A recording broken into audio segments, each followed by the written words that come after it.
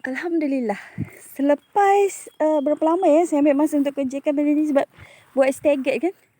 Alhamdulillah kita dah berjaya penuhkan planting box ni. Sekadarnya lah dah penuh dah. Dan saya rasa kita restkan dulu satu hari biar dia end up bersebati. Penat ni ya. Nampak macam bila dah siap ni kan nampak steady je, tapi sebenarnya penatnya hanya yang buat je yang tahu. Oh, yang tu saya belum kemaskan lagi, tapi basically the soil is there. And alhamdulillah. Okay, memang cukup exercise lah. Paloh lancun. Ni 3 orang buat bukan seorang. Kalau seorang rasa masuk hospital. Sebab kita orang ni sedentary. Jadi bila hard work sikit kan, memang ni lah kan. Tapi gardening is real exercise. Peluh memang banyak lah bergelin-gelin.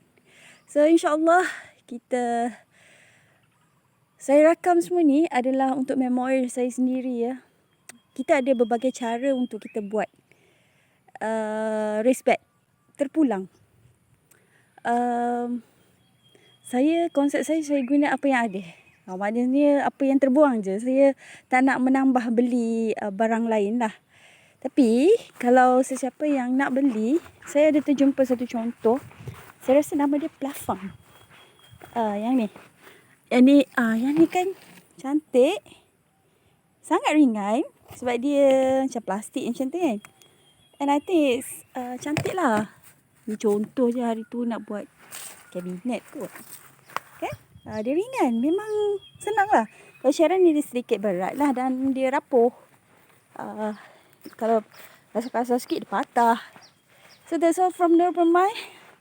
Saya nak ke laman Sisi, membersihkan laman. Kat situ shady. Saya boleh berkebun sambil dengan ceramah agama. Jadi dia ada pengisian yang auto lah. Kalau tengah panas ni kurang sikit lah.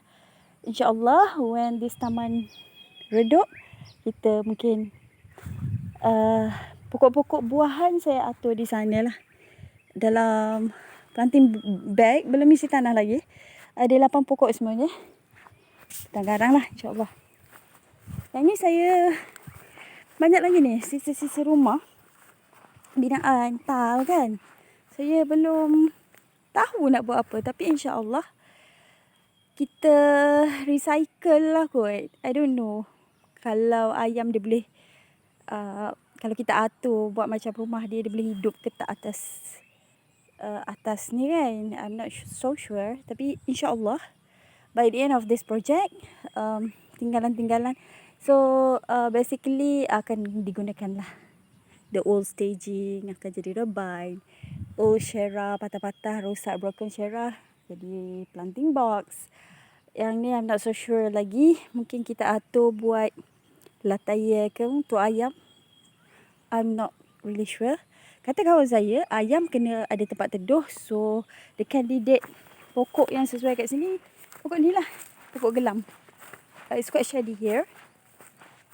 Dekat sini ada pokok ciku sebenarnya.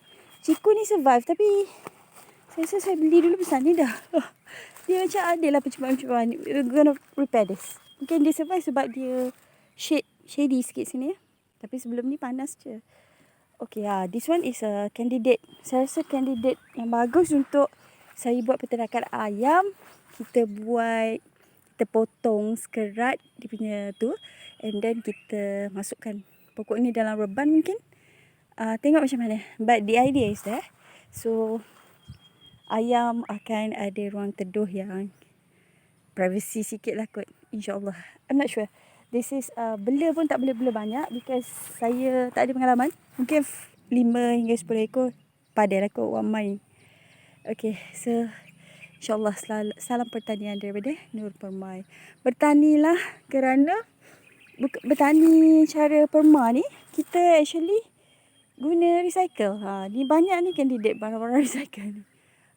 Daripada kita jadi sampah, kita menyumbang kepada sampah, lebih baik kita jadikan dia satu yang berguna. Okay, sekian. Assalamualaikum.